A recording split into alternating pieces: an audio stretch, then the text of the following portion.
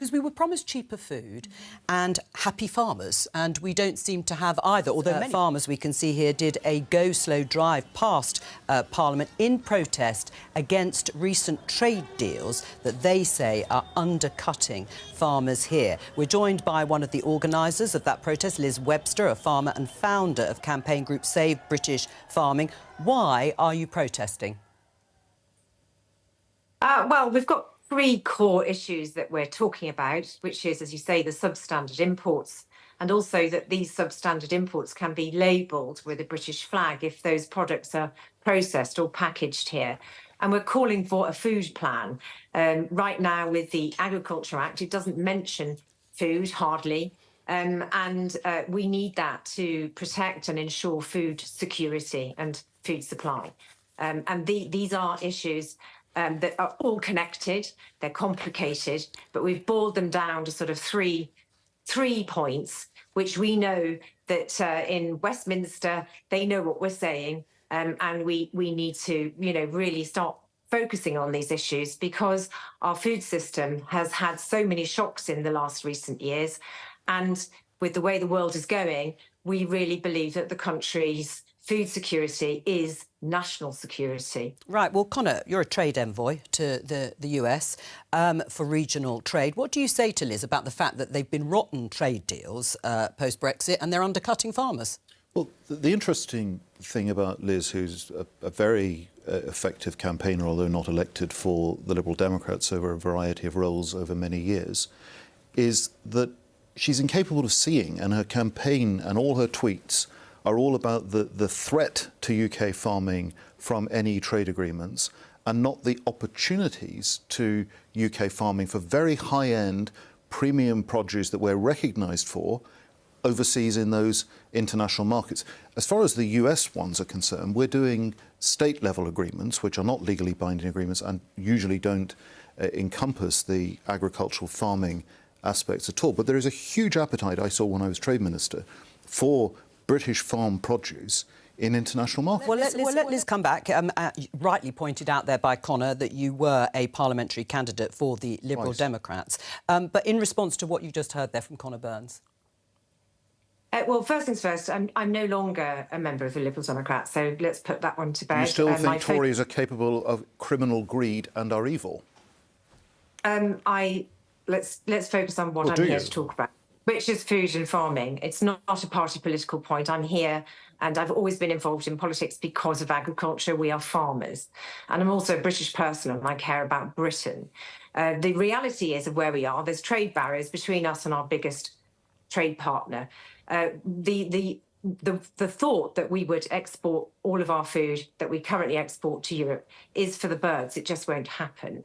But ultimately, where is your focus on Britain and the British people? We've got millions of people who can't afford to live at the moment. And farmers, and I can tell you now, because we were all together yesterday and we're united on this, we want to feed the British people. And we understand that part of that food system has to be exported. 90% of it goes to Europe.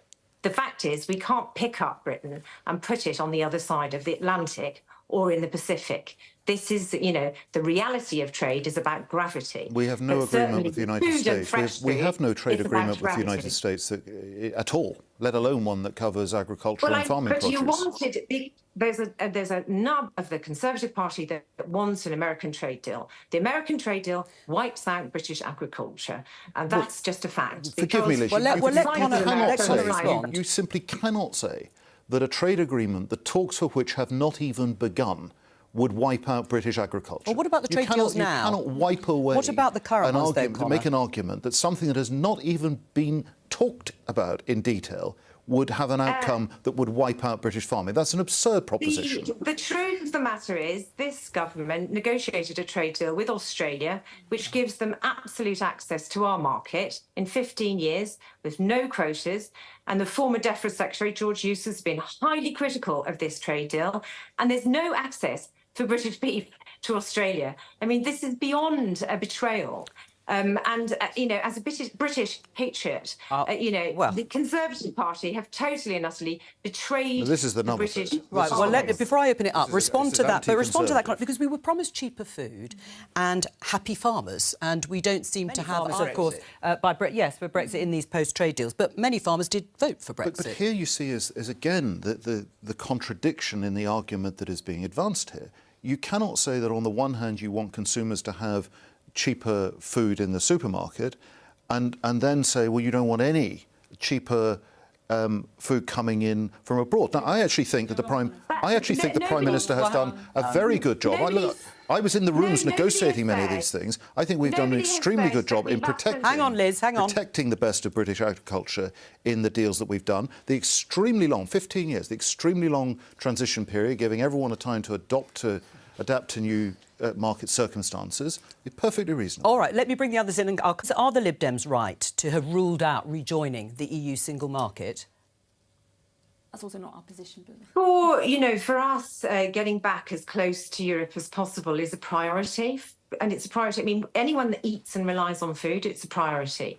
We are in Europe, as I said, and gravity means we need to work with the continent next door to us to ensure our food supply.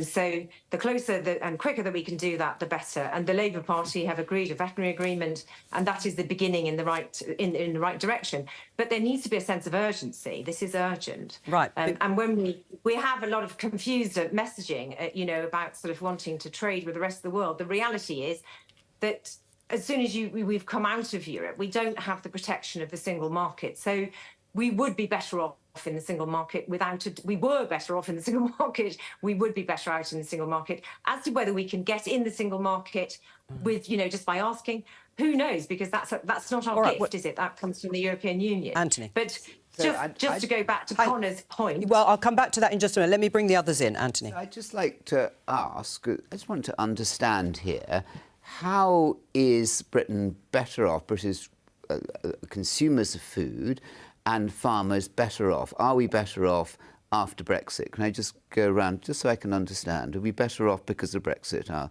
food security, food supply and farming? No, we're not. And that's why the Liberal Democrats have got a roadmap to improve our relationship with the European Union. Well, hang on that, but not to rejoin. You said that wasn't your position, but it is your position not to rejoin. So we have set out a roadmap to improve our relationship with Europe. That starts with improving the existing trade deals. It includes rejoining a number of EU-wide programmes. And eventually, at some point in the future, when it might be possible, we want to rejoin the single market.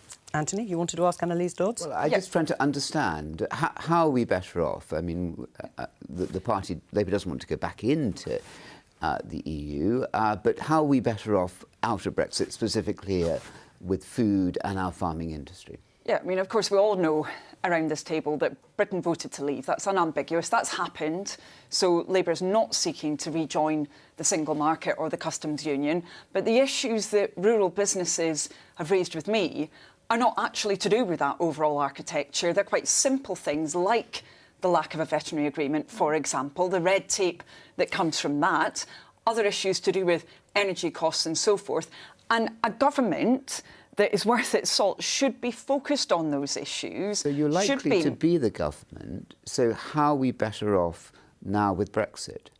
Well, that decision has been taken, Anthony. It's been taken by the British. But Keir Starmer said we were. Keir Starmer said we were actually better off outside of the European Union in interviews quite recently. Well, we need to be using the situation that we have for the benefit of our people and businesses, and we're not doing that. We've just been talking about trade deals where, unfortunately, we've not seen the UK getting the best out of those trade deals for our farmers. In fact, even Rishi Sunak himself said these were one-sided deals. You know, Daisy set out some of those issues around, for example, high standards. So we need to change that. As a historian, I'm keen to understand, why would Labour, who didn't support Brexit, imagine it can do better for business and for consumers than the Tories, who avidly supported Brexit?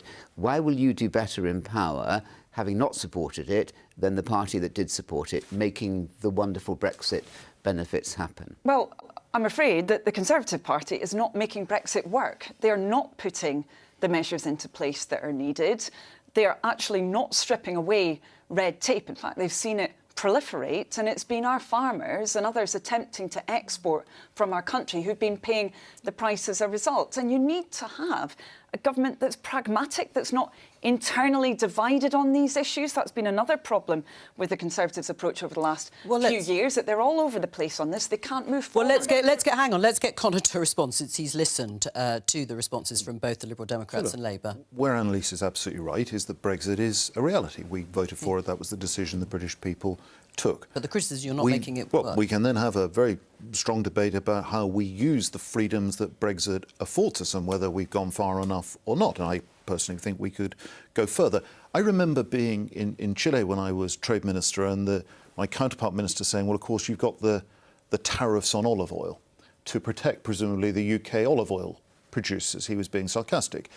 One of the unarguable things about Brexit is that we now control our trade policy for the first time in over 50 years, and we can negotiate bilateral trade agreements where the only thing we have to consider is the United Kingdom's interests and the interests of our negotiating partner. And that is a huge opportunity for the UK. The real challenge that farmers have faced recently are the energy bills and the lack of access to fertiliser caused by the problems in Ukraine. Those are day-to-day things that any government would need to address. The figures of the trade deals, the amount of trade that has been generated from those trade deals now is still a drop in the ocean compared to the trade we did have, slightly different point to what Liz is saying, to the trade we did have with the EU. So there are 2 points to that, very briefly. The first point is, and Kemi Badenoch, the International Trade Secretary, has said this in Parliament, that the formula for looking at those needs looking at again. It's extremely pessimistic and doesn't take into account that many of those areas are going to be the turbocharged areas of future economic growth,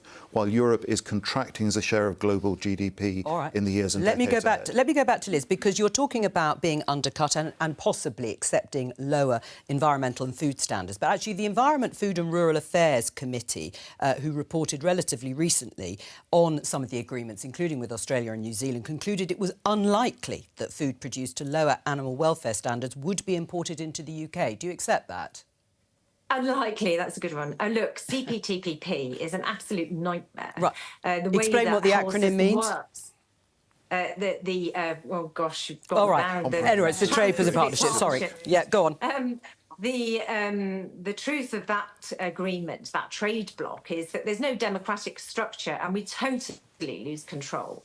It's harmonisation of regulations, and we're the only country in Europe who've decided to go into this bloc. So we've got no weight at all, you know. It's a tug of war, trade is. We're a small country and we're shrinking because our economy is shrinking because of Brexit. Right, so what are you going to do? Ultimately, if we go into CPTPP, we will have to harmonise with their regulations. That means accepting hormone-fed meat, and that means catastrophe for British farming. All right, Liz Webster.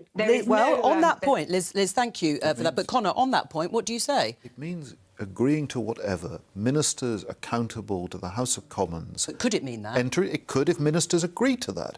I think it is vanishingly unlikely that ministers would agree to that and come to the House of Commons, and I don't think the British public have any appetite to buy such produce. And ultimately, the British consumer is the arbiter of what is and isn't acceptable in their supermarkets by their purchasing power. We're going to move on to tweet. Liz Webster, thank you very much for joining us. It's a tweet